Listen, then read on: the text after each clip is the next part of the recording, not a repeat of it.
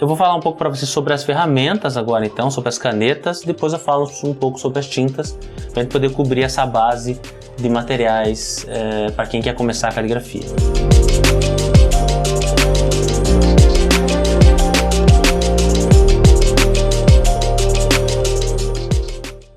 É muito comum quando a gente está começando ir numa papelaria para comprar caneta de caligrafia e justamente não saber que pena que compra.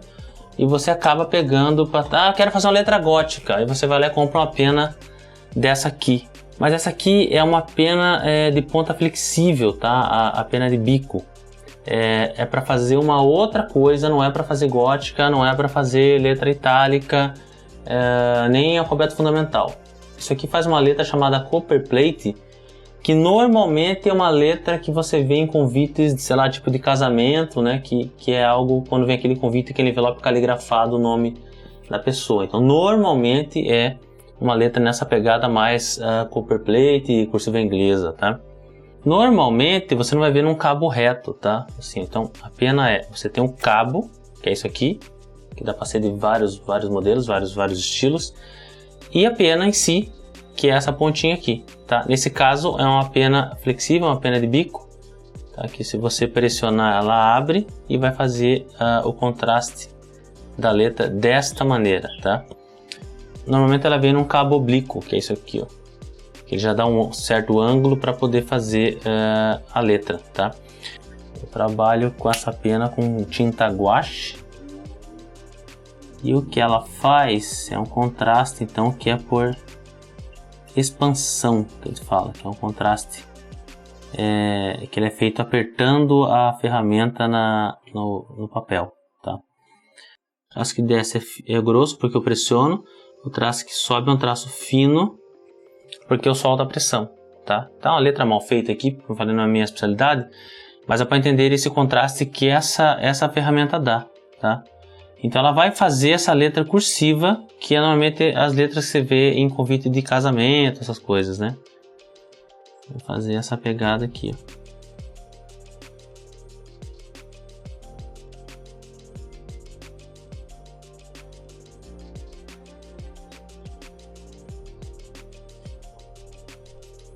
Tá? Então é essa pena que é esse contraste feito pressionando a ferramenta, que é um contraste feito por expansão. Tá? Então, você vai ver que os meus cursos de caligrafia nunca tá esse tema, porque eu falei, não é a minha especialidade, mas para vocês entenderem que essa pena serve para esse tipo de letra, tá? Uma pessoa que é mestre nesse assunto é a calígrafa Andréa Branco, que por acaso eu ainda nunca tive aula com ela, mas é um grande nome no Brasil, se falando de caligrafia, tá? Então essa pena serve para isso. Eu vou pegar agora uma outra ferramenta. A pena que eu mais uso é uma pena de ponta quadrada, que seria essa pena aqui, ó. Tá, esse aqui é uma Speedball. Dá pra ver que a ponta quadrada é como o próprio nome diz, né? Uma pontinha quadradinha aqui, ó. Ela pode ser uma ponta bem maior, tá? Nesse caso, como nesse caso aqui, dessa pena maravilhosa da Dreaming Dogs. Tá, então é ponta quadrada, ponta quadrada, ponta quadrada, e tem pontas ainda mais finas, mas são pontas quadradas. Então, essa pena você não pressiona, essas penas aqui você vai usar para fazer contraste por translação. Tá? Uma é a expansão, que é de pressionar, e outra translação, que é quando aproveita o fato de ser uma ponta chata, pode ser uma ponta quadrada. Tá? Então, para fazer letra gótica, letra itálica e tudo mais, aí você vai usar essa pena aqui, tá? Que é não é nada mais, nada menos que essas canetinhas super famosas que você deve ter visto por aí, que é a caneta Parallel Pen, que eu super indico se você puder comprar, tá? Não é essencial para a caligrafia, mas a vantagem dessa caneta Parallel Pen para quem está começando é que você não tem que se preocupar em preparar tinta. Ela tem uma carga dentro da caneta aqui, ó. Ó, tem uma carga dentro da caneta. Então é só você realmente abrir e começar a usar. Então essa é a vantagem dessa caneta para quem está começando, tá? Então o que essa pena faz é justamente isso, ó. Ela vai fazer um outro tipo de letra.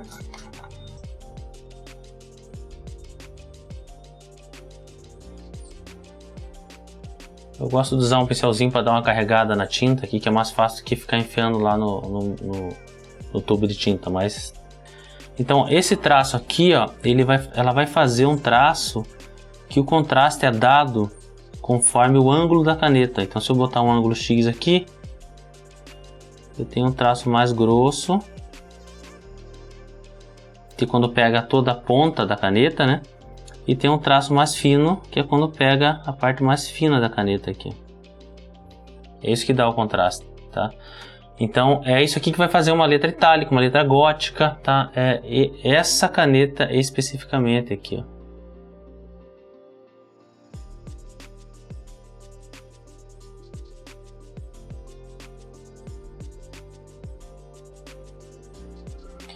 Veja que essa letra é cursiva, né? É uma letra que você vai dando sequência praticamente no mesmo traço. Essa aqui são traços soltos, tá? Uma letra não necessariamente vai encostar na outra.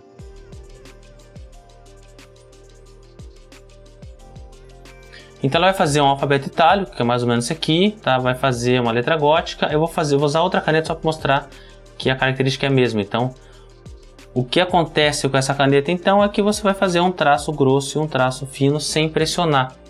Todo traço que for mais ou menos nesse ângulo vai ser fino e todo traço que for mais ou menos nesse ângulo vai ser mais grosso. Tá? O que vai dar esse contraste das letras aqui, ó.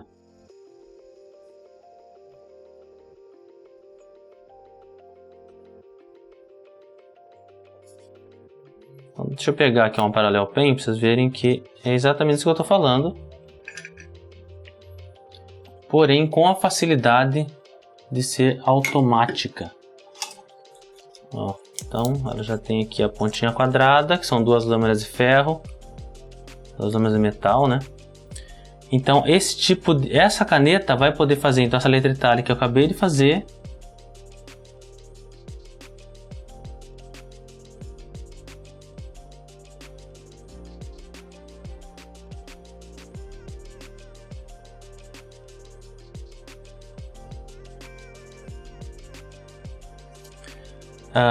Ou um alfabeto fundamental, né? Que nesse caso dessa letra que eu fiz aqui, uma letra mais básica, né? Seria uma letrinha bem mais simples assim, ó.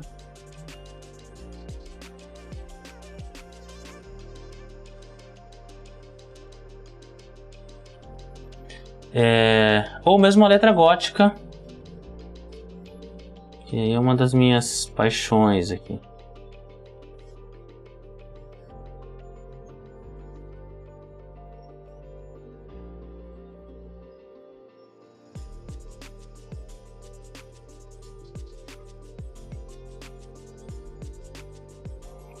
Tá, então essa caneta de ponta quadrada vai servir para essa função de fazer esse tipo de alfabeto. E além então da caneta de ponta flexível, que é essa aqui, a caneta de ponta quadrada, que é essa aqui, que dá para reproduzir com essa aqui, a gente vai ter talvez uma das queridinhas, talvez uma das mais populares, que é a famosa Brush Pen. Então, caneta Brush Pen, eu tenho essa aqui que é uma caneta que na verdade é usado para aquarela, para colocar água na verdade, mas eu uso como Brush Pen, eu coloco tinta dentro. Essa aqui que é uma caneta da Pentel, que já é uma caneta automática também. No caso já vem com tinta aqui dentro, não precisa colocar como esse outro caso aqui. E a famosa Tombow, talvez uma das mais populares e uma que eu acho que é das mais caras. Não é que ela é a caneta mais cara em si, mas é que vai ter o custo mais alto. Porque essa caneta aqui, a ponta dela estraga muito rápido. Então se você pensar que essa caneta deve estar custando aí o que? R$25 por aí. E é uma caneta que vai durar, pode durar tranquilamente somente 1 ou 2 dias, conforme a quantidade de uso que você dá para ela, tá? Todas as canetas Tombow que eu tive na vida sempre acabou primeiro, a ponta estragou antes de acabar a tinta. Então são canetas que eu não uso com tanta frequência, eu prefiro fazer sketch, rascunho, enfim, tudo mais, com essas canetinhas que duram muito mais. E eu tento explorar também a falha dessas canetas para poder fazer, tá? Mas o que elas vão fazer então, nada mais é que algo mais próximo dessa linha, que é o que é feito com aquela pena de ponta flexível, porque aqui eu também vou dar um contraste um contraste de expansão, contraste colocando pressão, né? O traço que desce é grosso, o traço que sobe é fino, né? E vai dar justamente esse estilo aqui, ó.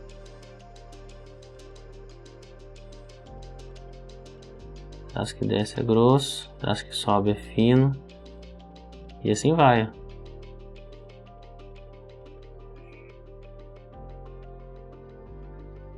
Então a característica dessa caneta é o lance de colocar pressão e tirar pressão conforme o traço que desce ou o traço que sobe, tá? Que é a mesma coisa que vai acontecer com essa caneta da Pentel, porém essa aqui é uma ponta de feltro, como falei, que estraga rápido, e essa aqui é uma ponta de cerda que dura bem mais, tá? Mas o efeito é o mesmo.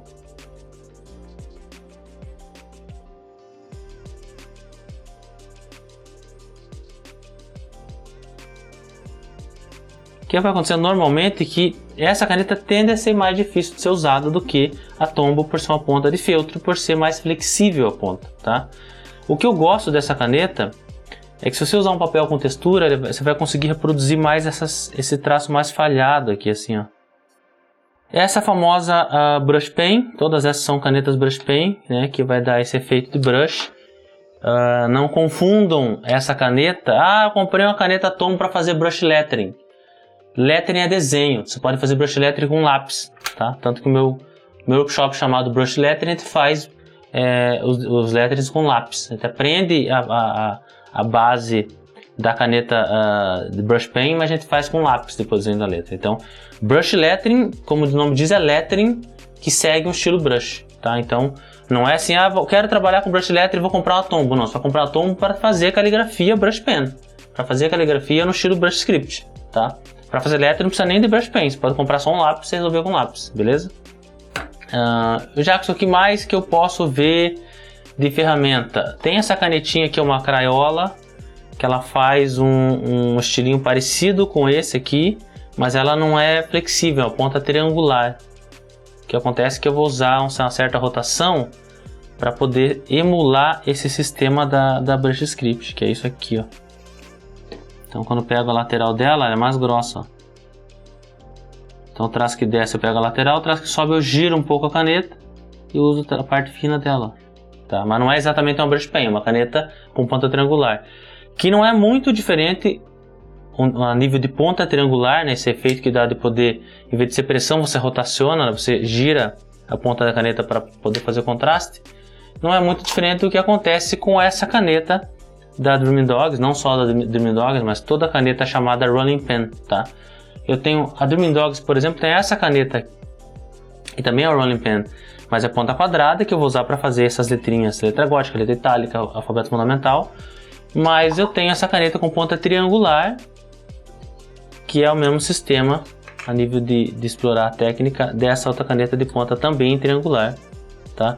A diferença é que aqui é uma canetinha de ponta de feltro e aqui é uma Rolling Pen que tem outro sistema, que é justamente de mergulhar ela na tinta, e daí eu vou trabalhar com papel muito mais texturizado, mas é mergulhar ela na tinta, e eu uso também esse recurso de rotacionar a caneta. Então, um traço mais grosso eu faço com ela mais deitada,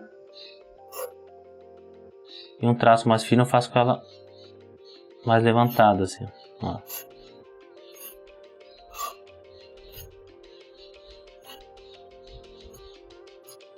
Só que ela dá essa maravilha dessa explosão de tinta aqui, né? Quanto mais vertical, quanto mais em pé eu trabalho com ela, mais ela dá essa explosão, ó.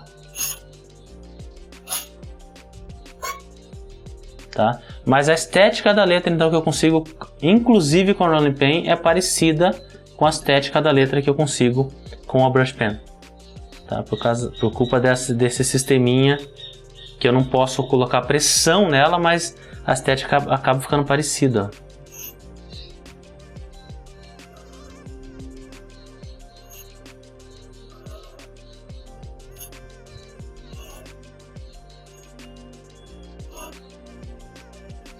Então, Rolling Pen já é um outro tema, outra coisa, mas enfim, é uma caneta também de caligrafia e serve para isso que eu acabei de mostrar para vocês. Beleza? Jackson, quais são as tintas que você usa? No caso da Parallel Pen, você vai comprar uma carguinha que já vem com ela, assim. Então ela vem já com duas tintas, com duas carguinhas, e você pode comprar a recarga para ela. Mas o que você também pode fazer, o que eu faço muito para economizar, é encher o tubinho dela. Você vai comprar uma seringa, você vai tirar daqui, já está vazio esse tubinho, por exemplo. Você vai tirar daqui, vai pegar uma seringa, vai colocar numa tinta que eu vou mostrar para vocês aqui, e injeta aqui dentro e vai conseguir usar a caneta normalmente, tá? Que tinta é essa, Jackson? Nanquim? Eu não recomendo usar nanquim, porque nanquim tende a secar na ponta dessa caneta. Nanquim é uma tinta um pouco mais grossa, tá? Então a tinta que eu mais uso em casa são as tintas de aquarela. Essa aqui, ó, que é a Ecoline. E a Aqualine, que é uma versão mais barata dessa tinta Ecoline. A vantagem dessas tintas são tintas para aquarela, então são tintas mais líquidas, tá? E elas fluem muito bem dentro da Parallel Pen. Então eu uso muito para carregar minha Parallel Pen. E também uso muito para carregar essas canetas aqui, que são canetas de aquarela, que teoricamente era para colocar água, mas eu coloco tinta para fazer todo esse trabalho com o brush pen, tá? Inclusive eu uso para carregar essa caneta da Pentel quando acaba. Você pode comprar a carga completa também, ou posso desconectar aqui e carregar com uma dessas tintas. Então, tinta de aquarela que eu uso para fazer esses trabalhos que eu falei, tanto para Parallel quanto para brush pen. Para fazer alguma coisa com o Copper Plate eu uso mais guache. Eu também uso guache para trabalhar bastante com pincel, tá? O que eu mais pratico em casa são brush pen, caligrafia com caneta de ponta quadrada e pincel. Pincel, eu gosto muito de pincel, pratico muito com pincel. E o pincel eu uso, então, o guache eu uso para trabalhar com pincel, assim como eu uso tinta acrílica para trabalhar com pincel. Então, tinta para trabalhar com a Parallel Pen, ou a própria tinta da Parallel Pen, ou tintas de aquarela, Aqualine e Ecoline, tá? Tinta para trabalhar com brush pen, Aqualine e Ecoline. Tinta para trabalhar com caneta de ponta quadrada, aí dá para trabalhar com essa pena aqui. Aí sim dá para trabalhar com nanquim, posso trabalhar mesmo com guache, tá? Posso deixar um guache mais diluído. É o caso, por exemplo, se você usar um papel preto, escrever com tinta branca e papel preto, dá para usar um guache para esse caso, ou tinta mesmo, você vai comprar tinta para caligrafia, tinta branca. Também dá, tá? E sobre os livros, quando eu comecei...